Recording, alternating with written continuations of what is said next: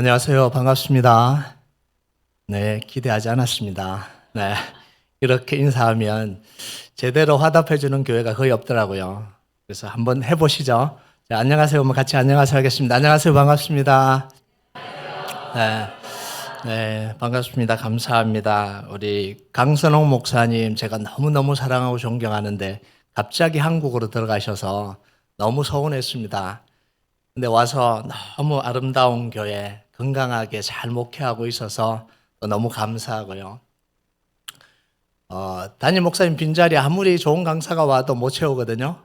그래도 없는 빈자리 열심히 은혜로 나누도록 하겠습니다.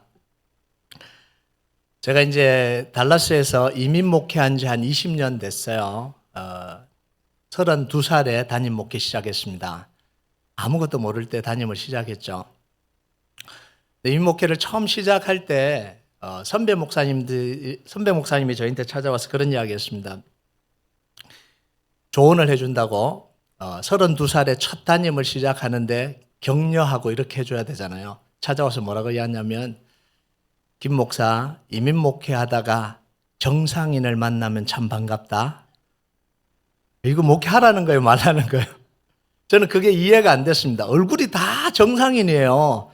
그런데 20년 목회하고 나니까 이해가 되더라고요. 정상인이 하나도 없습니다. 그런데 여기 와보니까 다 정상인들만 계십니다. 그러니까 하나님이 강선홍 목사님에게는 정상인들만 주시고 저희한테는 비정상인들만 맡겨주신 이 하나님의 은혜가 참 그렇습니다. 네. 우리 옆 사람과 좀 인사할까요? 정상인이어서 당신이 정상인이어서 고맙습니다. 옆 사람 보면서 한번 인사할까요? 네, 우리 크리스찬이잖아요. 또 하나 더 해야 됩니다. 정상인이 아니라도 사랑합니다. 네, 우리 옆 사람 보면서 인사하겠습니다. 네, 우리 더사랑교회는 정상이 아니라도 와서 정상인이 되는 축복이 있길 주님의 이름으로 축복합니다. 저희한테 딸 하나 있거든요. 딸 하나만 있어요. 지금 대학생이거든요. 이름은 지우고요. 이 지우가 4살 때 제가 약속을 하나 했습니다. 생일이 되면 스쿠트를 사주기로 했습니다. 스쿠트 아시나요? 이렇게 손을 이렇게 잡고 발로 굴려서 가는 그거 있잖아요. 그 약속을 한 뒤에 지우가 동네 다니면서 큰 아이들이 스쿠터 타는 모습을 볼 때마다 저희한테 물어요. 아빠, 지우 생일 언제야? 5만 자면 돼? 10만 더 자면 돼? 이렇게 물어요. 대답할 말이 없는 거예요. 왜냐하면 지우의 생일이 그때 한 6개월 남아 있었거든요. 여러분 5하고 10밖에 모르는 아이에게 어떻게 6개월을 설명을 해요. 그래서 지우야 잘 들어. 지우 생일은 10 남았어. 이렇게 이야기했어요. 그렇게나 많이 너무 멀다 이렇게 이야기해요. 그러더니 달력으로 막 뛰어가요. 달력으로 뛰어가면서 아빠 지우 생일 짚어봐. 지우 생일 11 맞지? 원이 2개 있는 거 6월 11일이었거든요. 그래서 제가 지우한테 이야기했어요. 지우야, 지우 생일은 6월 11일이 아니고 12월 11일이야. 자, 봐. 1장, 2장, 6장을 넘겼습니다. 6장 넘기고 12월 11일이야. December 11th. 여기가 지우 생일이야. 그러니까 지우가 심각한 표정을 짓더니 이렇게 이야기합니다. 아빠, 이거 다 찢어버리자. 스쿠터를 너무 갖고 싶으니까 6개월을 한꺼번에 찢어버리자는 거예요. 여기 질문 하나 할게요. 지우가 스쿠터를 너무 갖고 싶으니까 6개월을 다 날려버릴 만큼 스쿠터를 갖고 싶으니까 그 스쿠터를 가지는 게 우리 지우의 인생의 비전이 될 수 있을까요?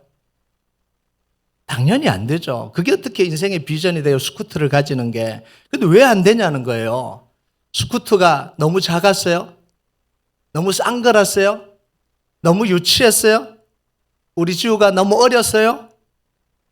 아니요. 그게 비전이 될 수 없는 이유는 뭐냐면 그 비전과 바람이 하나님으로부터 오지 않았기 때문에 그렇습니다. 여러분 한번 생각을 해봅시다. 우리가 보통 비전이라고 생각할 때 뭘 비전이라고 이야기합니까? 명문대를 가고 좋은 직장을 가고 의사가 되고 박사가 되고 높은 자리에 오르고 사업 크게 번 상에서 하나님의 영광을 돌리고 싶습니다. 그걸 비전으로 삼고 대부분 살아가잖아요. 심지어 교회가 부흥하는 것. 갑자기 교회가 막 부흥해서 하나님의 나라를 이루어가는 것. 이게 비전이 될 수 있을까요? 보통 우리가 이렇게 생각합니다. 하나님, 내 인생이 잘 돼서 하나님의 영광을 위해서 해보고 싶습니다. 그래서 저는 이거 꼭 가야 됩니다. 명문대를 가야 되고 사업에 성공해야 되고 돈을 벌어야 되고 우리 교회는 2배로 늘어나고 더 사랑교회는 3배로 늘어나길 주님의 이름으로 축복합니다. 네. 왜 갑자기 목소리가 줄어요? 다시 이야기하겠습니다. 더 사랑교회는 4배로 불어나길 주님의 이름으로 축복합니다. 이거 당연히 일어나야죠. 자, 근데 보통 사람들은 이렇게 비전을 정해요. 왜냐하면 이루고 싶잖아요. 그리고 가슴이 뛰잖아요. 좋은 거잖아요. 이루기 어렵잖아요. 자, 그런데 한번 보세요. 우리 주가 원하는 것보다 나이가 더 많아졌고 규모가 좀 더 커졌고 이루고 싶은 목표가 좀 더 커졌다는 것뿐 우리 주가 스쿠트를 원하는 것과 뭐가 다르냐라는 거예요. 여러분, 비전은요, 크다고 비전이 아니에요. 좋은 거라고 비전이 아닙니다. 이루기 어렵다고 비전이 아니에요. 다른 사람들이 다 선망의 눈으로 바라보는 그 목표이기 때문에 비전이 아닙니다. 그래서 늘 뭐예요? 세상에서는 꿈을 크게 가져라. 안 이루어지더라도 크게 가지면 중간쯤 간다. 뭐 이런 이야기들을 하잖아요. 그러면 이게 비전이 아니라면 그럼 비전은 뭐냐라는 거예요. 비전은 우리를 창조하시고 우리를 향한 계획을 가지고 계신 하나님, 그분 자체가 우리의 비전입니다. 우리의 꿈입니다. 여러분 믿으십니까? 좀 더 설명하면 이런 거예요. 그분이 우리의 창조주로서 우리의 주인으로서 자리를 차지하는 게 우리 비전의 시작이고 우리의 비전의 끝입니다. 그 외에는 없어요. 하나님이 우리의 왕과 주인이 되면 다 이루십니다. 왜 하나님 우리에게 비전을 주셔야 되냐면 하나님이 이루셔야 되기 때문에 그래요. 오늘 본문에 보면 19절에서 24절까지에 보면 하나님이 다 망한 이스라엘 백성들을 향한 회복의 꿈을 말씀하십니다. 비전을 이야기를 하시는 거죠. 그 내용이 뭐냐면 이런 거예요. 메뚜기 재앙으로 황폐했던 땅, 흉년이 들고 기근이 들었던 땅에 다시 풍년이 들 거다. 포도주와 곡식이 넘쳐날 거다. 메마른 땅이 다시 회복돼서 포도주철에 포도주가 넘쳐나고 다시 경제적으로 회복될 거다. 이스라엘을 괴롭히던 주변 나라들이 물러가고 이스라엘이 다시 강성한 나라가 될 거다. 이렇게 보여주세요. 다시 말하면 다윗 시대의 영광을 다시 회복하게 될 것이다. 여러분, 이스라엘 백성들이 가장 꿈꿨던 게 뭐냐면 다윗 때의 영광입니다. 우리 지금 아메리카가 지금 뭘 꿈꾸고 있어요?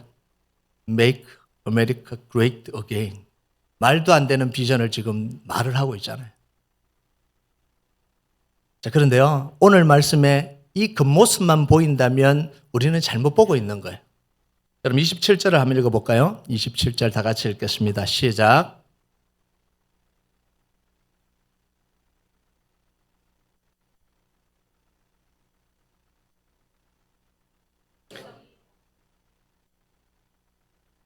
자, 하나님의 마음이 뭘까요? 내가 이스라엘 가운데 있어 너희 하나님 여호와가 되고, 요겁니다. 하나님이 원하시는 게 뭐냐면 이거예요. 왜 포도주틀에 이 포도주가 넘쳐나고 곡식이 넘쳐나고 왜 다시 부강하게 만들려고 그러냐면 그것 자체가 목적이 아니라 그걸 통해서 회복시켜서 뭘 하시겠다는 거예요. 내 백성 삼으시겠다는 거예요. 내가 그들의 하나님이 되겠다라는 거예요. 내가 그들의 주인이 되겠다라는 거예요. 내가 그들의 통치자가 되겠다라는 거예요. 이게 하나님이 이스라엘 백성들을 향하여 꿈꾸시고 계시는 비전이에요. 여러분, 하나님이 우리 인생의 진정한 주인이 되지 않으면 우리는 비전을 이야기할 수 없어요. 왜냐하면 이 비전이라는 건요, 우리 욕심으로부터 나오는 게 아닙니다. 하나님으로부터 온 거고 하나님이 이루시는 겁니다. 여러분, 여러분이 더 사랑교회를 개척하고 시작하신 이유가 뭐예요? 여러분의 교회를 크게 하려고 그런 거 아니잖아요. 여러분의 욕심 이루려고 하는 거 아니잖아요. 여러분의 소망 이루려고 하는 거 아니잖아요. 이 땅에 하나님의 나라를, 하나님의 꿈을 실현시키기 위해서 여러분이 시작하신 거잖아요. 그 꿈이 여러분을 통해서가 아니라 하나님을 통해서 이루어지길 주님의 이름으로 축복합니다. 여러분, 교회는요, 사람들이 이루어내면 안 돼요. 하나님이 역사하시는 교회가 되어야 됩니다. 여러분, 오늘 본문 18절 같이 읽겠습니다. 18절 시작. 그때 여호와께서 자기 땅을 극진히 사랑하시어 그의 백성을 불쌍히 여기실 것이라.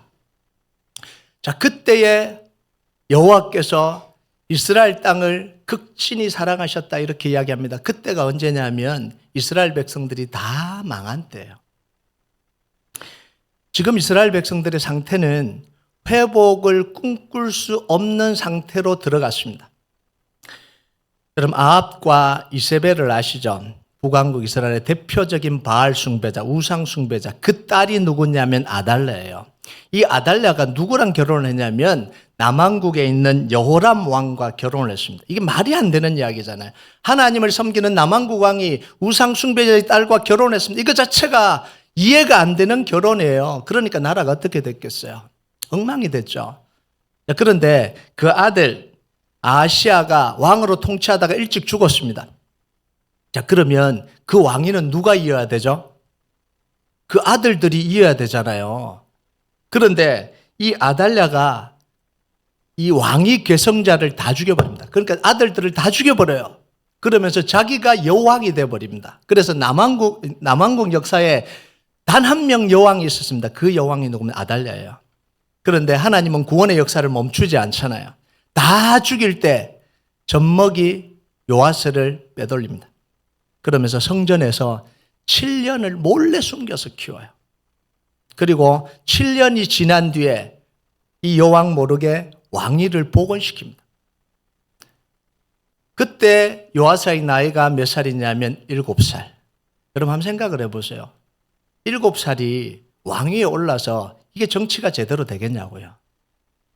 그러니까 지금 이스라엘 백성들의 상태는 정치적으로도 너무 힘들고 경제적으로도 다 무너졌고 군사적으로도 다 무너졌습니다. 여러분 여기 보면 메뚜기 떼에 나오잖아요. 하나님을 섬기지 않고 우상을 섬길 때 늘 하나님이 이 이스라엘 백성들을 징계하신 그 방법이 있습니다. 그게 뭐냐면 기근을 보내고 흉년이 들고 또 심하면 우박을 내려요. 우박은 농작물이 다 자랐다가 우박 한번 떨어지면 다 파괴가 되어버립니다. 과일이나 이런 것들 다 깨져버려요. 자, 여기까지는 그래도 참을 만해요. 그렇게 해도 그루터기가 남아있거든요. 다시 싹이 나거든요. 그런데 메뚜기가 날라와서 다 갉아먹으면 뿌리까지 갉아먹어요. 근데 완전히 초토화됐다라는. 여러분 여기서 무슨 꿈을 꾸겠어요? 뭘 회복을 그리겠어요?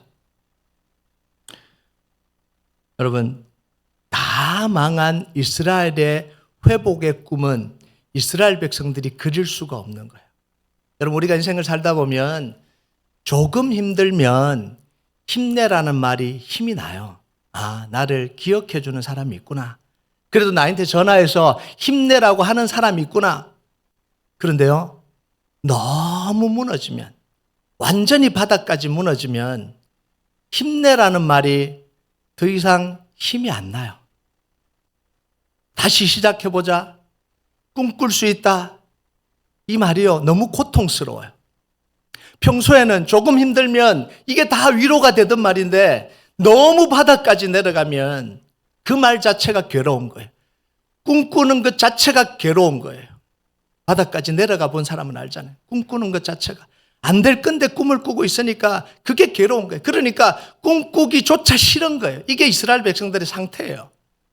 자, 그런데 18절에 뭐라 그래요?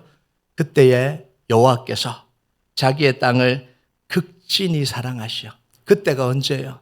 다 망해서 스스로는 꿈꿀 수 없을 때, 다 망해서 이제 소망이라는 걸 기대할 수 없을 때, 그때 하나님이 이스라엘 백성들을 사랑하셔서 말씀해 주시고 회복시켜 주셨다라는 거예요. 여러분, 그래서 회복은 누구로부터 시작이 되냐면 사람으로부터 시작되지 않습니다. 하나님으로부터 시작되는 게 회복입니다. 다 망한 이스라엘 백성들의 이 회복의 꿈이 누구로부터 시작이 되냐면 하나님으로부터 시작되는 거예요. 여러분, 우리 인생이 다 망해도 하나님이 꿈꾸게 하시면 다시 꿈꿀 수 있는 거예요. 그래서 우리가 기도하는 게 너무너무 중요한 거예요. 다 망하고 다 깨지고 절망스럽고 가정이 자녀들이 다 깨어진 그 상태에서도 하나님 앞에 나와 엎드려 기도할 때 하나님이 주시는 그 마음만이 우리를 회복시킬 수 있는 거예요. 여러분, 아브라함은 누구 때문에 꿈을 꿔요? 하나님, 제가요 고향 본토 친척 아비 집을 떠나서 가나안 땅으로 가서 새로운 역사를 한번 이뤄볼게요. 그래, 잘한다. 너는 큰 민족을 이루고 내 이름을 창대하게 만들게, 이렇게 하지 않았잖아요. 아무런 생각이 없어요. 우상 숭배자 아버지 밑에서 살아서 있던 그 아브라함에게 고향 친척 본토 아비 집을 떠나서 내가 지시할 땅으로 가라. 그러면 내가 큰 민족 이루고 내 이름을 창대하게 해줄 거고 너는 복의 근원이 될 거다. 그때부터 아브라함은 꿈꾸기 시작하잖아요. 그러면서 하나님 말씀을 따라 떠납니다. 그럼 다윗이요, 어떻게 왕으로 꿈을 꾸고 살았을까요? 다윗은요, 꿈꿀 수 없는 환경에서 살았던 아이가 다윗입니다. 그럼 다윗의 가정에서 자녀들이 몇 명이에요? 8명이잖아요. 8명 중에 다윗이 막내입니다. 그럼 주로 막내는 사랑받고 살잖아요. 중간에 이렇게 안 사랑해도 막내는 아픈 손가락이라고 정말 부모들이 사랑하잖아요. 그런데 이 다윗의 부모는 이 다윗을 사랑하지 않았습니다. 늘 무시했어요. 그래서 다윗이 시편에 뭐라고 썼어요? 내 부모는 나를 버렸으나 여호와는 나를 영접하시리라. 그게 다윗의 마음속에 눌려 있었던 감정이에요. 여러분, 8명의 아들이 있는데 기름 부으려고 사무엘이 그 동네에 왔습니다. 시골 동네 사무엘이 왔으니까 얼마나 큰 일이에요. 잔치가 벌어졌습니다. 자, 근데 그 집에 양이 있어요. 양을 한 사람은 쳐야 되거든요. 그 중요한 자리에 다 가고 싶은데 한 사람은 양을 쳐야 돼요. 자, 그럼 8명 아들 중에 누구를 보내야 돼요? 여러분 부모님이라면 누구 보낼까요? 예? 첫째요? 첫째는 절대로 안 보내요. 장남인데 안 보내요. 막내도 절대로 안 보냅니다. 막내에서 하나, 둘 위에 보낸다고요. 그래서 둘째가 늘 화가 나잖아요. 그런데요, 이 2세는 사무엘이 와서 잔치를 벌이고 정말 대단한 이 1년이 뭐예요? 평생에 한 번 있을까 말까 한 그 자리에 양치러 보내는데 누굴 보내요? 다윗을 보냅니다. 막내를 보내요.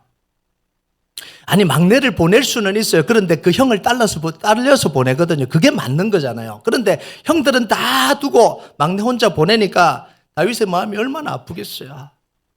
그래서 사무엘이 와서 기름 부으려고 딱 보니까 엘리압이 정말 사울처럼 막 키가 크고 너무 용모가 이 얼굴이 너무 좋거든요. 그렇게 기름 확 부으려고 그러니까 하나님이 스탑 그러잖아요. 용모와 신장을 보지 마라. 나는 외모를 버렸다. 나는 중심을 본다.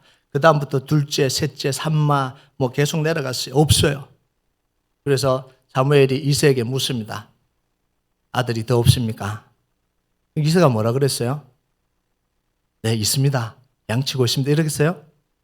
있긴 있는데 안 데려와도 됩니다.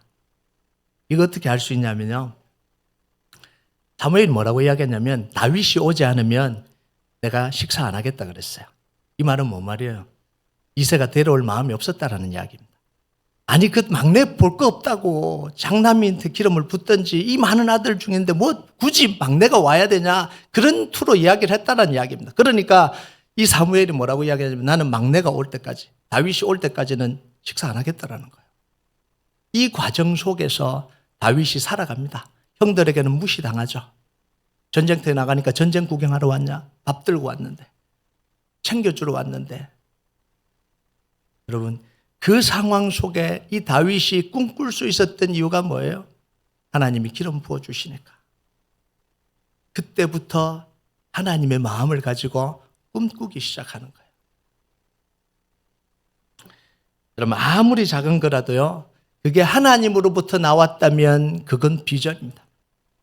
정말 보잘것없고 유치한 거라도 하나님으로부터 온 거라면 그건 비전입니다. 그건 반드시 하나님이 이루십니다. 그런데 아무리 화려하고 아무리 크고 아무리 좋아 보여도 그것이 내 마음으로부터 나로부터 나왔다면 그건 내 욕심이죠. 내 목표죠. 그건 하나님이 이루시는 게 아니죠. 내가 이루려고 하는 거죠. 여러분, 우리가 왜 스스로 꿈꾸지 말아야 되냐면 스스로 꿈꾸면요, 아무리 거창하고 아무리 커도 너무 쉽게 무너져 버립니다. 여러분, 사람의 장담이라는 건요, 오늘 장담하고 내일 말을 바꾸잖아요. 오늘 내가 목숨 건다고 하고 1시간 뒤에 말을 바꿔버리죠. 이게 사람의 장담이에요. 그러니까 사람으로부터 나오는 건 지켜지지 않는다라는 겁니다. 여러분, 헬렌 켈러는요, 듣지도 못하고 보지도 못하고 말하지도 못하는 아이였잖아요. 그 시대에 많은 교사들이 이 헬렌 켈러를 가르치겠다고 왔습니다. 가정교사로. 하나님의 영광과 하나님의 뜻을 위해서 내가 이 아이를 가르쳐서 잘 키워보겠다고 했던 그 수많은 교사들이 찾아왔어요. 근데 집에 와서 헬렌 켈러의 상태를 보고는 다 떠나버렸습니다. 들을 때는 이 정도는 아니었던 것 같은데 와보니까 듣지도 못하고 말하지도 못하고 보지도 못하는 아이, 내가 교육시켜도 소용없겠다. 그리고 떠난 거죠. 나같이 대단한 사람이 이 아이를 붙들고 평생 허비할 수 없다라는 거예요. 나같이 스펙을 가진 사람이 이 아이에게 내 시간 투자하고 허비할 이유가 없다라는 거예요. 하나님의 영광과 하나님의 이 일을 위해서 하겠다고, 이 아이를 키우겠다고 그 마음을 가졌던 사람들이 상태를 보고는 다 떠나버린 거예요. 그런데요, 이 슬리번 선생님은 헬렌의 집에 처음 도착한 날 묻지도 따지지도 않고 헬렌을 막 안아줍니다. 그냥 안아줘요. 상태를 보지 않고 그냥 안아줍니다. 그러면서 수어와 몇 단어를 배우기 시작해요. 어느 날 헬렌 켈러가 사랑이라는 단어를 배우게 됐습니다. 그래서 슬리번 선생님이 헬렌 켈러에게 이렇게 물어요. 사랑이 뭐냐? 이렇게 물어요. 그럼 헬렌 켈러가 뭐라고 이야기하냐면, 선생님이 저희 집에 처음 오신 날 저를 꼭 안아준 게 그게 사랑입니다. 이렇게 이야기를 해요. 여러분, 이 슬리번 선생님은 왜 사람들이 다 떠나버리고 자기의 인생을 허비하지 않겠다고 했던 아이를 꼭 안아주고 이렇게 기를 수 있었던 이유가 뭘까요? 하나님으로부터 온 마음을 가졌기 때문에. 스펙 따지지 않잖아요. 내 인생 여기서 허비할 수 없다 이런 생각 안 하잖아요. 내가 이런 아이나 가르치고 있어야 되냐 이런 생각하지 않잖아요. 여러분, 슬리번 선생님에게는 이 아이를 신앙적으로 길러서 신앙과 실력을 겸비한 지도자로 길러내겠다 이런 생각이 하나도 없어요. 이 시대에 존경받는 크리스찬으로 길러내겠다 이런 마음 하나도 없어요. 그냥 하나님이 마음 주셔서 이 아이 나에게 맡겨주셨구나 기도하고 그냥 품어주고 그 아이와 시간 보내고 그게 전부였습니다. 그런데 그 아이가 누구보다 더 위대하고 누구보다 더 영향력 있는 사람이 되잖아요. 여러분, 오늘날 많은 사람들이 비전을 이야기를 하면 거창한 구호를 외칩니다.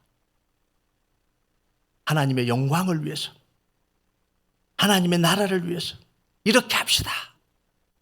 세계를 주님 앞에 드립시다. 이렇게 막 외쳐요. 그런데요, 하나님이 주신 비전은 거창한 구호로 이루어지지 않습니다. 그렇게 살아가는 사람들을 통해서 이루어지는 거예요. 구호를 외치는 사람이 아니라 하나님의 마음을 품고 살아가는 사람들을 통해서 이루어지는 거예요. 우리 교회도요, 수없는 성도들이 있는데요, 정말 귀한 성도가 있어요. 거의 모든 일을 다 합니다. 근데 제가 한마디 칭찬도 안 해요.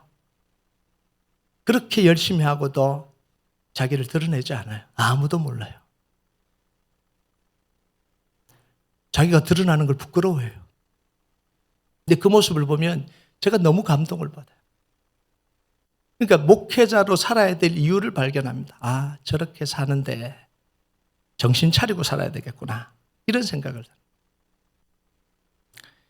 여러분, 제가 20년 정도 목회를 하고 나니까 성도들이요, 얼마나 많이 지나갔겠어요. 왔다 갔다 지나가요. 그런데 그런 성도들 중에 이런 성도들 있잖아요. 목사님, 제가 평생 목사님 같은 분 못 만났습니다. 이제 제가 방황을 끝내고 목사님께 목숨을 걸겠습니다. 제가 충성을 다해서 목숨 걸고 섬기겠습니다. 그 성도 지금 있을까요? 없을까요? 당연히 없죠. 목숨 걸겠다는 사람은 떠날 때도 목숨 걸고 떠납니다. 뼈를 묻겠다는 사람들이 많았거든요. 관을 파서 떠나더라고요. 여러분, 이게 장담이요. 아무런 소용이 없는 거예요. 그래서 저는 와서 막, 목사님, 제가 이렇게 하겠습니다. 이러면 그때부터 제가 무서워요. 네. 여러분, 이 장담의 강도가 심하면 심할수록 좀 위험합니다. 네. 여러분, 하나님이 주신 마음, 즉 하나님이 주신 비전을 품은 사람들에게는 여러 가지 현상들이 나타나는데요. 첫 번째가 뭐냐면 갈망이에요. 갈망. 하나님의 마음을 품은 사람, 하나님이 마음 주시는 사람은 반드시 뭐가 일어나냐면 가슴이 뛰게 돼 있어요. 대충 그럭저럭 살 수가 없어요. 왜냐하면 하나님이 자꾸만 마음을 주시기 때문에 그럭저럭 살고 싶어도 살 수가 없어요. 누가 억지로 하라고 그러지 않아도 하나님이 주신 마음이 있으니까 이걸 주체할 수가 없는 거예요. 그래서 하나님이 주신 그 마음만 생각하면, 비전만 생각하면 가슴이 고동쳐서 그냥 있을 수가 없는 거예요. 뭐라도 해야 되는 거예요. 에레미야가 하나님으로부터 메시지를 받고 이스라엘 백성들에게 전했습니다. 이스라엘 백성들은 앞으로 이렇게 될 거다, 이렇게 전했어요. 너희들은 바벨론의 포로로 다 끌려갈 거고 예루살렘 성전은 다 무너질 거지만 하나님이 다시 회복시킬 것이다. 거루터기를 남겨두고 남은 자를 남겨둬서 다시 거룩하게 바꾸어서 예루살렘으로 다시 돌아오게 해서 하나님의 나라를 이루어갈 거다. 이 메시지를 계속해서 전했습니다. 하나님의 메시지를 전했어요. 그럼 이스라엘 백성들이 다 회개하고 돌아와야 되잖아요. 그런데 사람들의 반응이 그렇지 않았습니다. 욕하고 때리고 죽이려고 하고 감옥에 가둬버렸습니다. 심지어 거짓 선지자라고 손가락질했습니다. 하나님의 마음을 지금 나누고 있는데. 그래서 에레미야가 계속해서 참다가 나중에는 뭐라 그러냐면 하나님 저도 못하겠어요, 이렇게 해버린 거예요. 여러분 볼까요? 에레미야 20장 9절 같이 읽겠습니다. 시작.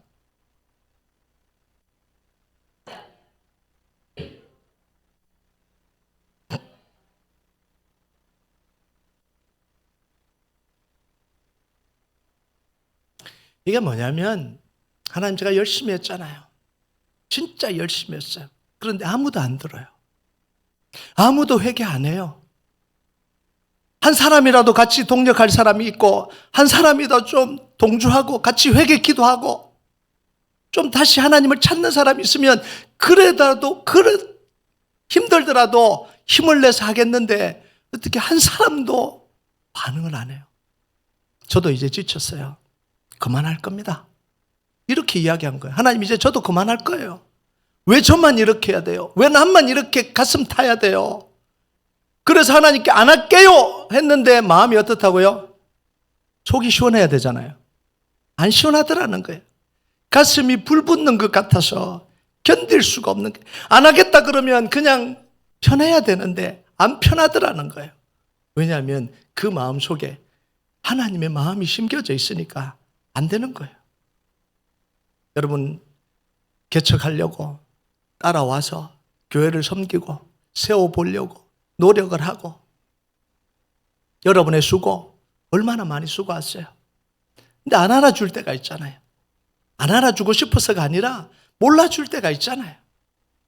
나 혼자 하는 것 같고 나 혼자 애타는 것 같고 나 혼자 기도하는 것 같고 다른 사람 눈에는 하나도 안 보이는데 나에게는 일거리만 다 보이고 안 할 수 없고 올해는 그만둬야지. 올해는 그만둬야지. 못 그만두고 올해는 목사님 찾아가서 좀 쉴게요 라고 말을 해야 되는데 말을 못하고, 그래서 참다가 목사님 저도 이제 힘들어요, 그만할게요. 그러면 속이 시원해야 되잖아요.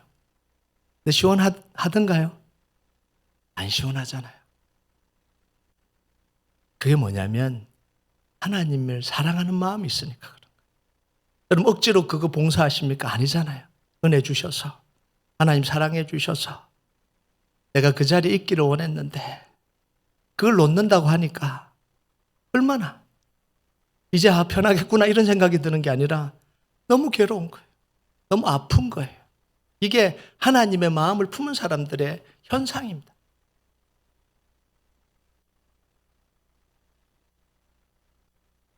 여러분 제가 약 20년 전에 이제 유학생 교회를 맡았습니다. 사실은 큰 목회 해보려고 유학을 간 거거든요. 유명하게 돼보려고 20년 전에 유학을 갔습니다. 5년 동안 학위를 끝내고 큰 교회 가서 멋있게 목회를 한번 해보리라. 개척교회, 작은 교회는 절대 안 하리라. 그러고 유학을 갔습니다. 근데 하나님이 저를 유학생 교회, 개척교회, 이민교회 3종 세트를 선물해 주셨어요. 한국에서 안 한다 그러니까 미국으로 데려가서, 제가 처음에 갔던 교회가 이제 유학생들 한 15명 있는 교회였습니다. 가보니까 교회가 엉망이에요. 15명인데 세계파로 나누어서 싸우고 있더라고요. 여러분 상상이 되세요? 뭐 한 100명이나 되면 뭐 15명이 앉아서 세계파로 싸우고 있는 거예요. 그러니까 여기 한 무더기도 아니죠. 여기 몇 명, 저기 몇 명, 저기 몇 명 앉아서 예배를 드리고 있는 거예요. 예배를 드리는데 이렇게 설교하는데 바라보는 눈빛이 여러분 눈빛처럼 은혜로 충만한 눈빛이면 얼마나 좋겠어요. 바라보는데 눈에서 살기가 느껴지는 거예요. 자기들은 몰라요. 저는 보이더라고요. 살기가 느껴져요. 그러면 상상해, 예배 드리러서 온 사람들의 눈에서 살기가 느껴지면 어떻게 되는 거예요? 그리고 예배 끝나면 서로 인사도 안 하더라고요. 돌아서 그냥 나가요. 그래서 제가 어디 갈 때마다 늘 인사를 시킵니다. 눈빛을 풀려고. 네. 가보니까요, 청년들이잖아요. 유학생들이잖아요. 공부에 찌들려 있고 스트레스에 찌들려 있고 스트레스 푼다고 주말 되면 파티 가고 술 먹고 게임하고 도박하고 이게 일상사예요. 교회 회계라고 세우는 이 재정집사는 교회 재정 가지고 고스톱 치고 있고 이게 뭐 엉망이에요. 야, 암담하더라고요. 하나님 저보고 이 목회하라고 유학 보내서 이거 맡깁니까? 좀 마음의 서운함도 있고, 야, 내 인생은 여기서 끝났구나. 여러분 보세요. 거기 유학생 촌에 가갖고 목회를 하면 벗어날 길이 없잖아요. 아, 내 목회는 여기서 끝이구나 이런 생각이 든 거예요.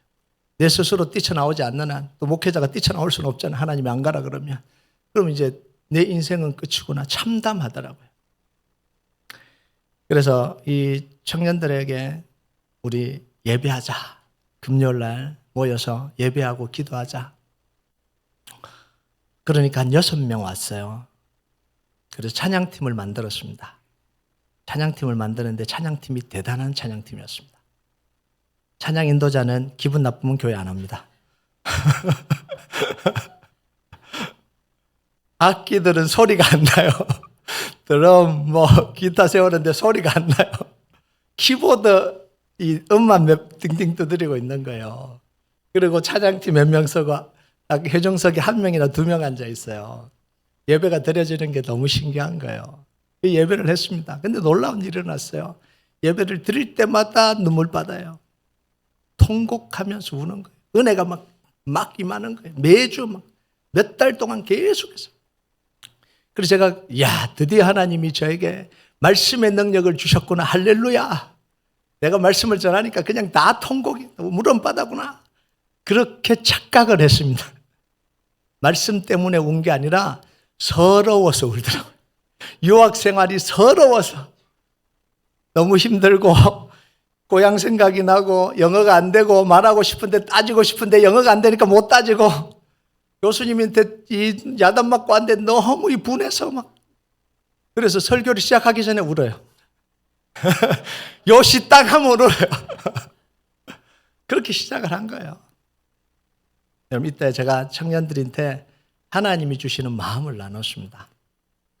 제가 목표를 나누는 게 아니고 목표를 나눌 수도 없죠. 그 아이들과 데리고 뭘 하겠다고 그러겠어요. 6명 막 이런 아이 데리고. 근데 하나님이 자꾸 마음을 주시는 거예요. 그래서 나눴습니다. 유학생들이 술과 오락에 빠져 있고 도박에 빠져 있지 말고 기도하고 비전을 위해서 살게 하자. 금요일 되면 파티 가지 말고 여기 모여서 찬양하고 기도하고 유학생활 잘할 수 있도록 회복하자. 우리 찬양팀 열심히 해서 음반 내자. 자, 미쳤죠. 그 아이들 데리고 그 이야기 한 게. 여름 되면 다른 데 가지 말고 선교하러 가자. 사실 현실적으로요. 실현 가능한 일 하나도 없었습니다. 그런데도 이야기했던 이유가 있어요. 하고 싶어서 했던 게 아니라 하나님 그런 마음을 주시니까 2명 앉혀놓고 3명 앉혀놓고 그 이야기를 한 거예요. 그럼 근데요. 하나님이 하시는 일이 놀라워요. 그때부터 서서히 하나님이 악기를 전공하는 사람들을 보내기 시작했습니다. 건반, 드럼, 키보드, 색스폰, 일렉 기타, 베이스 기타. 나중에 되니까 풀밴드로요. 다 찼습니다. 그것도 석박사 과정. 재즈 음악 전공하는 석박사들이 다 모였어요. 그리고 싱어조차 재즈 보컬 전공하는 친구들이 와서 다 채웠습니다. 풀밴드가 된 거예요. 그런데 놀라운 건 뭐냐면 한 사람도 제가 데려온 사람이 없어요. 한 사람도 돈을 주고 데려온 사람이 없어요. 하나님이 하나씩 하나씩 보내기 시작하시는 거예요. 우리 교회가 예전에 지금은 아닙니다. 아이들 다 졸업하고 뭐 이렇게 가고 있는데 예전에 우리 교회 안에 피아노와 오르간 전공자 석박사만 18명이 있었습니다. 전 교인이 한 1000명 되면 그런데 전 교인이 40명이에요. 전 교인이 40명 중에 건반 연주자가 18명이에요. 그럼 더 놀라운 게 뭔지 아세요? 그때 유학생들 힘들잖아요. 뭐 안 힘든 유학생도 때로는 있죠. 근데 유학생 대체로 또 힘들기도 하죠. 그럼 미국 교회 가서 성가대 반주를 하면 수요일 한번 가서 연습하고 주일 하면 150만 원 줄 때였어요. 20년 전에. 많이 준 거죠. 엄청나게 많이 준 거죠. 한국 교회 가면 뭐 10만 원, 20만 원 줄 그때였어요. 근데 미국 교회 가서 그렇게 하면 150만 원 넘게 줄 때였거든요. 근데 놀라운 건 뭐냐면 그 아이들이 거의 가지 않았습니다. 거의 다 그냥 교회에서 신앙생활 하는 거예요. 한 번도 붙잡은 적이 없어요. 간다 그러면 다 가게 했거든요. 그런데도 불구하고 남아있는 거예요. 이게 하나님이 하시는 일이에요. 여러분 잡는다고 남아있으라고 그러고 남아있나요? 아니잖아요. 근데 하나님이 마음을 주시고 기도하고 가니까 하나님이 일을 다 하시는 거예요. 여러분 저는요. 하나님이 하신다고 하면 그때부터 가슴이 뛰기 시작해요. 사람들이 뭐 하자 그러면 가슴이 1도 안 뛰어요. 제가 20년 있으면서 그런 성도들 많았거든요. 목사님 제가 할게요. 100만 원 헌금할게요. 뭐 할게요. 그런데요. 그 이야기 들으면 1도 가슴이 안 뛰어요. 그런데 하나님이 하신다고 하면 그때부터 기대가 되고 가슴이 뛰기 시작해요. 왜요? 사람들은 이야기를 해도 장담해도 안 할 것 뻔히 알거든요. 그런데 하나님이 마음을 주시는 그 순간 그 역사는 하나님이 반드시 이루시거든요. 여러분 믿으십니까? 우리가 여기도 주여 삼창 하더라고요. 주여 주여 이렇게 외치잖아요. 그럼 그 기도가 뭐죠? 다니엘서 9장 19절 다니엘이 기도하잖아요. 주여 들으소서, 주여 용서하소서, 주여 길을 기르고 행하소서. 지체하지 마옵소서. 나의 하나님이여 주 자신을 위하여 하시옵소서. 이 백성과 이 성이 주의 이름으로 걷는 바 됨입니다. 여러분 그냥 주여 주여가 주님 이름 부르는 자체가 아니에요. 다니엘이 왜 그 기도를 했냐면 포로지에 살아가면서 말씀을 읽다가 이사야서에 예레미야서에 예루살렘의 황무함이 70년 만에 끝날이라는 회복의 약속을 믿고 그때부터 주여 주여 부르고 기도한 거예요. 그냥 주여 주여는 기도하려고 하는 시작의 이 구호가 아니에요. 다니엘은 그 약속의 말씀을 붙들고 주님의 이름을 부르는 거예요. 하나님 이 약속하지 않았어요. 그때부터 금식하고 기도하고 시작합니다. 그러면서 포로 귀환의 역사가 일어나요. 다니엘이 기도하기 시작하면서 하나님이 고레스를 준비시키고 그 역사를 이루어내는 거예요. 여러분 하나님이 하시겠다고 약속하신 거잖아요. 그래서요 하나님의 약속은 반드시 이루어집니다. 우리가 말씀을 믿는 이유가 뭐죠? 오늘날도 하나님이 약속한 거라면 반드시 이루시기 때문에 그 약속의 말씀을 믿는 겁니다. 우리 교회가요 4번 이전했거든요. 유학생 교회가 지금은 달라스에 있는 이 한인타운 중심에 와 있어요. 주로 이제 이 한인타운 H마트 중심으로 이루어지거든요. 자, 20마일, 30마일 떨어졌던 유학생 교회가 H마트에서 제일 가까운 말하자면 달라스의 대로에 강남대로 대로에 위치해 있습니다. 제가 옮긴 것도 아니고요. 하나님이 4번 이전해 가면서 그곳으로 움직여 놓으셨어요. 그럼 4번 이전하는 게 쉬운 게 아닙니다. 제가 부임했을 때 그 교회 헌금이 한 달에 50만 원 나왔거든요. 안 놀라시네요. 한 달에 50만 원 나온 교회였어요. 그런데 지금은 20억짜리 건물을 지금 사서 하고 있어요. 4번 이전하는 과정에서 얼마나 놀라운 하나님 역사가 일어났겠어요. 저는 성도들한테 헌금 내라는 이야기 안 하거든요. 작정해 본 적이 없어요. 늘 성도들한테 이야기합니다. 하나님이 하신다. 그대로 하셨어요. 마지막에는 70명의 성도들이 안 될 때였습니다. 아이들까지 다 합쳐서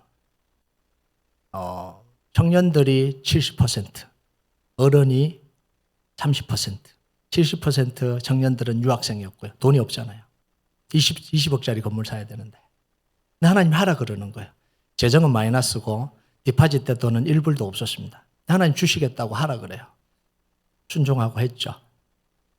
근데 놀라운 게 뭔지 아세요? 그 성도들 데리고 공동의회를 했습니다. 20억짜리 건물 살려고 그럽니다. 뛰었어요. 성도들의 반응이 뭐냐면 할렐루야 박수치고 난리가 났어요. 이게 불가능하거든요. 300명, 400명 되는 교회도 20억짜리 건물 사자 그러면 다 왜? 어떻게? 이렇게 이야기하는데 돈 1불도 없는 교회가 그것도 유학생들이 이 70%인 교회가 20억짜리 건물 사자고 뛰었는데 뭐라고 얘기했냐면 할렐루야 공동의 투표인데 저 만장일치로 다 가자 그런 거예요. 이게 왜 그러냐면 4번 이전에 가면서 뭘 봤냐면 하나님이 말씀하시면 된다라는 그 사실을 본 거예요. 성도들이 다 본 거예요.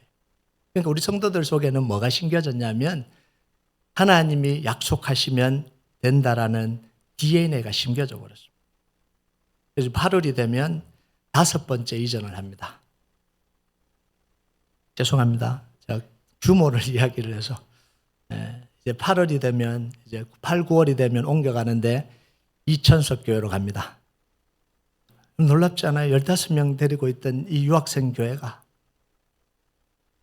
달라스에 있는 이민교회 중에 제일 큰 교회로 들어가게 됐습니다. 근데 성도는 적어요. 건물만 큽니다. 크기를 이야기하려고 그런 게 아니고요.